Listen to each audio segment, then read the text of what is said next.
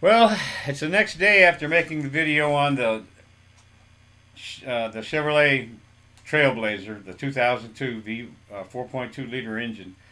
It had the intermittent no crank, no start. It's not a no start situation. It's a no crank, no start because in the morning after each day he would get up and he would jump the truck and he would drive it all day. And the next morning he'd get out in it and the battery would be dead as a doornail. First time he came to me, I went out and checked the battery, and the battery needed to be replaced. And so my customer went straight to the parts store, bought a brand new battery, and he brought it back to me because the next morning after buying the new battery, the truck was dead again. So I said to myself, this has got to be a parasitic draw. And so the first thing I did is I got on BBB Industries site. I pulled up some TSBs, some wiring diagrams. I took the starting circuit and I went ahead and I just took it and I color coded it to make it simpler for me to be able to troubleshoot and follow that down through there. And so I downloaded a few of the TSBs and made some copies and went out into the garage with them, and did a parasitic draw test. But I did one of the quick parasitic draw tests, and I also did a quick starter test at the number 47 relay, or the starter relay, and then I went through some of their suggestions as far as the troubles that come up with causing this, and one of them was the knee bolster underneath the steering column, which I showed you in the video, was rubbing through, and that looked as though that had already had that sleeve put around it to keep it from being cut through like that, and it was about to cut through the sleeve too, but it didn't. And but the 4 wires that I had hanging down, I went and researched that better, and what one of those wires went to, and probably where they were all supposed to be going. There was the upper tail light that sits up in the higher part of the tailgate back there. That one that I was having trouble reading, the CHMIL, well, that's the center high mount stoplight. It had that was the wire, and that was the label to it. So at some point somebody had cut that and left it in there without capping it off, which I went ahead and did. Anyhow, after doing all that, I let the customer go, and yesterday morning he called me up and he said, "Mr. Jesse, this truck will not start." And I tell you, I was just flabbergasted. I could not believe that truck was still doing that same thing after going through all that, because I couldn't find a parasitic draw on it. I mean, I spent 3 hours testing that parasitic draw. I tried 3 different procedures. I even went out and bought an inductive low AC, a low amp DC induction clamp.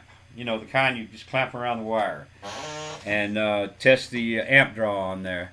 I went through pulling the fuses out. I went through leaving the fuses in and going through, and I could not find a parasitic draw that was sufficient enough to pull that battery down. So yesterday morning when he called me, I was flabbergasted. So I tell you, I just went back through. I mean, I spent probably 8-10 hours on it. Stayed up to 2 o'clock in the morning.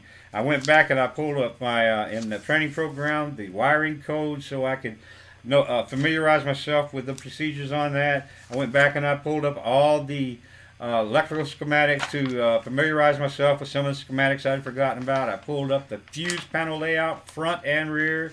I pulled all of these up on BBB Industries, and then I went from the front wiring, powertrain distribution, all the way through the back fuse box, the front fuse box. I pulled up the charging system, and then I watched video after video over Scanner on Scanner Danner's site, Schrodinger's box, South Main Auto, several others. I just wore myself out looking for this thing, but that's what I love, because first of all, to find a problem like a parasitic draw, you can't assume anything. You can't assume that you've got something fixed until you can prove it. And the point is that I couldn't prove it. I had nothing definitive to say that I had found the problem. I thought for sure it was a bad battery. I just couldn't believe it. That's why I pulled that key switch out after I put the new one in, because it was so simple. But that's even why I put it in, because it was so simple to do. And I thought it might save me some trouble. But it didn't. But I'm glad it happened that way, because it forced me to go back and use some discipline and willpower, and keep going on. You got to be tenacious. You got to be like a pit bull that gets a hold of something. You can't jerk it out of a pit bull's mouth. I have a pit bull, and I'm telling you, you can't pull anything out of that dog's mouth when it clamps down. And that's how you have to be with these problems. If you're going to be faint of heart and you're going to just give up and you're going to start throwing parts at something, or you're just going to tell the customer, I'm lost, I don't know what to do. I sounded as though that is what happened to me in that video yesterday, because I was at a loss. I had spent hour after hour after hour, and I don't charge my customer. I wouldn't charge a person with limited funds in the first place for things that I have to do on my my own. And I'm certainly not going to try to throw in research time, even if it's under the hood of the car. You try to give a customer a certain amount of hours. I always start out with 4 hours on a diagnostic problem, on an intermittent problem.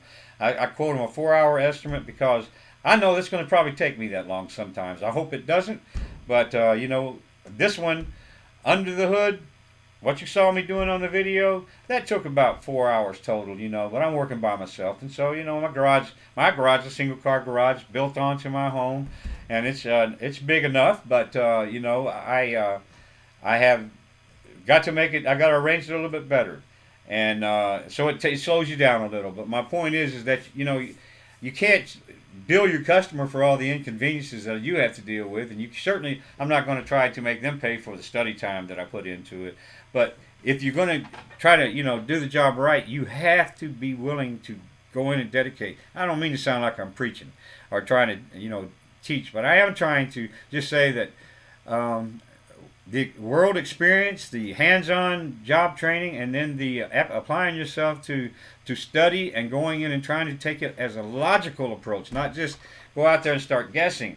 I mean, that's what everybody, that's what kind of percentage, I always hear Matt Schrodinger say 98%, only 2% think outside the box and all that. Well, I can't give that kind of estimate. I love the guy. I love his site. I have watched him I have been following Matt Schrodinger for years. Also Scanner Danner and South Main Auto and some of the others. Some of them, I'm not going to mention any names, but some of them are just fools. They talk about going in there and all they got to do is change parts. No, that's not the way to do it. I know that for a fact because I've been a maintenance electrician, electronic technician, and worked in fact, I've worked on $100 million machines, plastic injection molding machines that have, they call them the planes, and they would have 6 control boards in just one section, another computer controlling this part, another one over here, and it's just, you can't start guessing. You have got to use ladder logic. You got to use schematics and your wiring diagrams, and you gotta develop a discipline to follow procedure, because it'll get so complicated that you'll just keep repeating the same procedures over and over and over. So you got to come up with a game plan on these things, and that's what I thought I had done, and I just kept doing it. Now, to make a long story short, what it all boiled down to on this thing is that the battery that the parts store sold the man, the first thing I told him to go do was buy a new battery. They sold the man another bad battery. Now here's a brand new battery installed in this truck, and it's doing the same thing. I was stumped. Oh, it's got to be a shorted wire. It's got to be a broken circuit. It's got to be a fuse wire in the fuse box that's not making contact, or one of the pins on the starter relays or relay somewhere is not making contact. So I was ready to just go back and start all over today. And so yesterday when my customer called, after I'd made that video and it sounded like I had given up, and I thought that I'd unwittingly made the repair, hopefully, after disassembling all the contacts. And you know what? Everything I did is not going to hurt it, because I reestablished all the grounds underneath the hood, took my abrasive air tool, ground off all the ground spots, and got all that cleaned up and did all that real good, and disconnected those connectors and cleaned out the plugs and all that. So inspecting the wiring from front to rear, and just getting to know that system inside and out.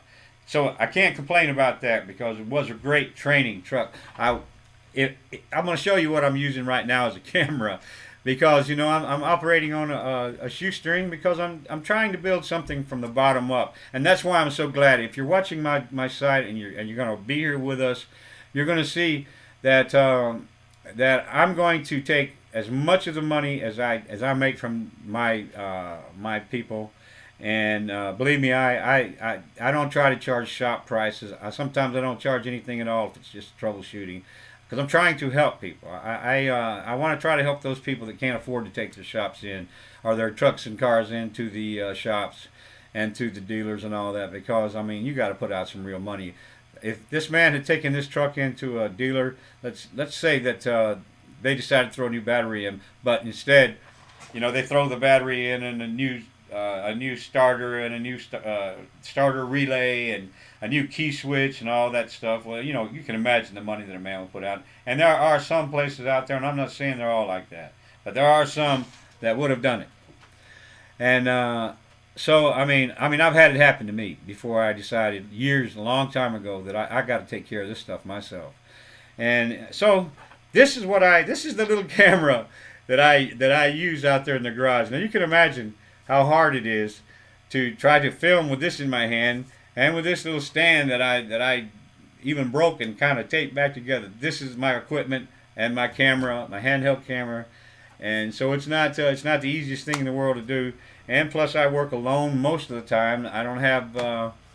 I'm a 61-year-old man that lives here in my big 2-story home by myself, and so I don't have. All my kids are all gone and live in Australia and other places, and so it's not always easy to do these things by yourself. But I'm going to get better. I'm going to take my money, invest it in the equipment, camera equipment. Down the line, I'm going to buy myself the good Picos, the meters, the various meters, and all that stuff. But right now, I use my computer with a scan tool called the Auto Ingenuity, and that's great for doing fuel trims and other things. O2 readings, and I love it. It's a good one. But the of course, the Snap-on Varus tool would be something I would love to have, and the other Snap-on that I see Schrodinger is using now, and that Scanner Danner has, because he's there at the school. He was talking about the other day in a video that they have 10 Varus meters there at their school. I couldn't even imagine what that would be like to have access to all that recording equipment and that smart board and the meters and stuff that they have. But little by little, I'm starting to gather the things that I need. And in the meantime, I'll just use my trusty test light and my trusty voltmeter. And it's going to take me a little longer, but you can still get things done. But my goal is to, of course, get the modern equipment the best I can get, especially for the home do-it-yourselfer, because it will make me better. But in the meantime, while I'm gathering up the funds to do that, I'm going to spend the time studying, going back over procedure. I learned all this stuff a long time ago. For a long time, I haven't used it. And if you don't use it, you lose it, and that is a fact. No matter how smart you are, if you don't spend time on studying and researching, then you're going to have trouble. That's why on my website you're going to see all these videos that I post from that are put up on YouTube, because as I mentioned in my introductory video, all those videos, I mean every one of them, I have used on something or another that I thought was interesting, and I wanted to be able to go back to, and I didn't want to have to go search 2 hours to find them again. And that's why you see the subscribers that I use are the ones I'm subscribed to, because in my opinion, those are the guys that offer me the help that I need. And they're the ones that don't get on there and act stupid and silly and talk all day and have their dogs running around and their kids. I mean, you see a little bit of that, but I mean, they're family men. But I mean, when I go to a YouTube video, I want to go there and I'm going there for pertinent information, not to be entertained. I'm there to be educated and be helped. And so that's what the intention of my site is. It's not to entertain you, but it's to help you.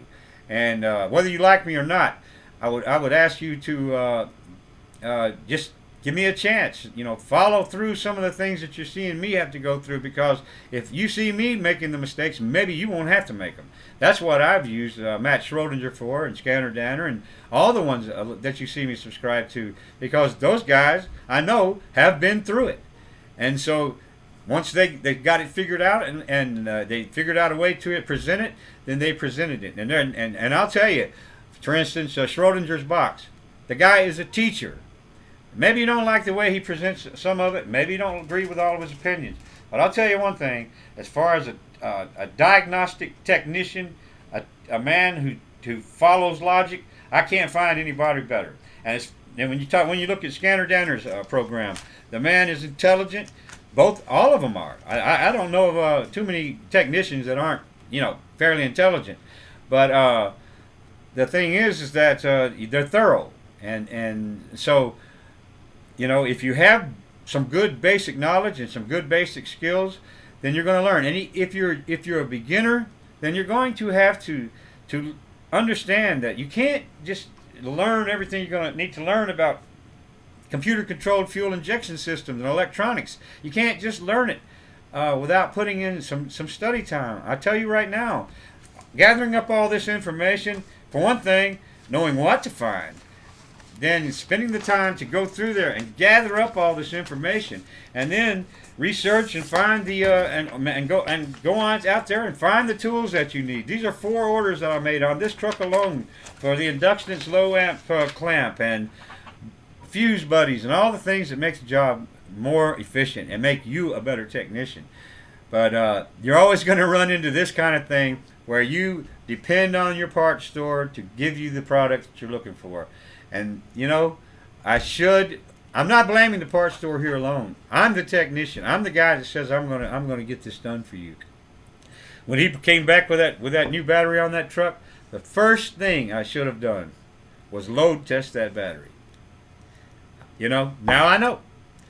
The next time I send a customer out to get a new battery, I can promise you one thing. I will call the parts store and say, you know what? Did you load test this battery before you sold it to the man?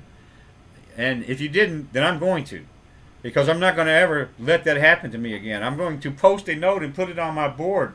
Never neglect load testing a brand new battery, because it took me. I put in at least 16 hours of extra work and study time because this man had gone out and bought a bad battery. But I'm not complaining. I'm in hindsight again. I look and see that this was a great opportunity to present this information to you, and in turn it gave me a chance to really do some in-depth research on these 4.2 liter engines. And I have a friend of mine that has a 4.2 liter, a Jimmy. These Trailblazers, these Jimmys that up here in Chicago, the Rust Belt, man, they have all kind of problems with electrical, problems and all. And so this is just going to be just a wealth of information for me. But you can't be faint of heart. You just can't give up. And I tell you, in the video the other day, you can see where I said, I've done all I can do. I'm stumped. But I wasn't. I wasn't stumped. I was just kind of confused. And that's where you just got to back off and you got to ask yourself, all right, what do I know? What are the things that I know? And don't get just drowned by the things you don't know. And then just keep researching and find that logical approach and take those test procedures. And if you don't have the expensive scanner tool, then get your test light out, get your meter out, and do the hard work and just keep going. Plug to plug, place to place. Follow the circuit through. Color code your starting circuit or your charging circuit or your whole electrical board. If you don't have the fuse layout, get online, find it, and print it out.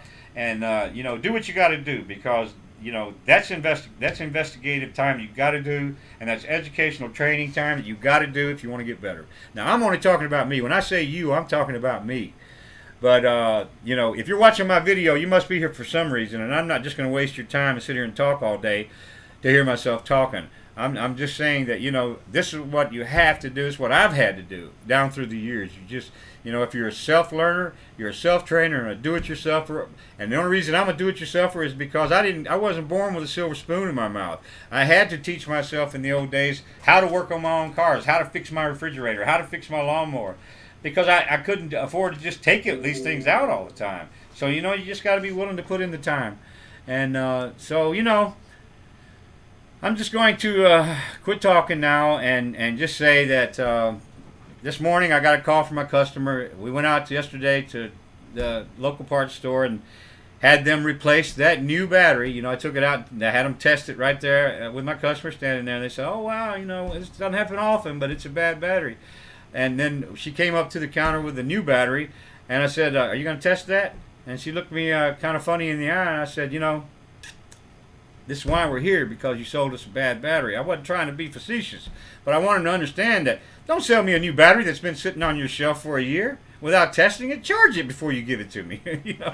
That way I won't have to slow down and stop what I'm doing, and I'll be sure that you've sold me a good battery. And then on turn, when I take the battery, I'm going to load test it and make sure it's charged up before I even start testing what I'm going to do, fully charged at the shop. And that's what I should have done, and I didn't.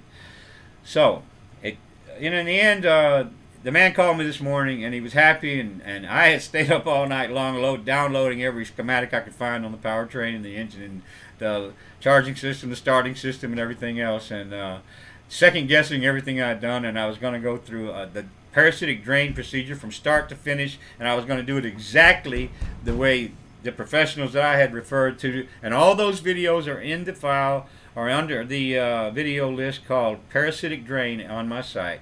So if you're having this problem, take a look at it. And if you just can't figure it out, then you email me or you message me in the discussion part, where under the titles on YouTube you'll see discussion. You go in there and you leave me an email or you leave me a comment somewhere on my page. Usually I have notifications to show me if anybody's trying to contact me. And if there's any way I can help you, I will get back to you. I have 27 subscribers right now. Hopefully someday, I'll be able to contribute something to the automotive training world out there, and some people will find that my videos are useful to them. And in the meantime, I'm just going to keep plugging along. I'm going to keep investing in some, more modern equipment, or my equipment's all modern, but I need to buy more advanced technical equipment, especially a good scan tool like a Varius. There's good ones out there for that. I tell you what I did last night. I ordered one of those little $25 oscilloscopes, because if with just a tool that I can, they actually have some good scan tools out there that you can hold in your hand, that do oscilloscopes, and they run anywhere from $275 to $500.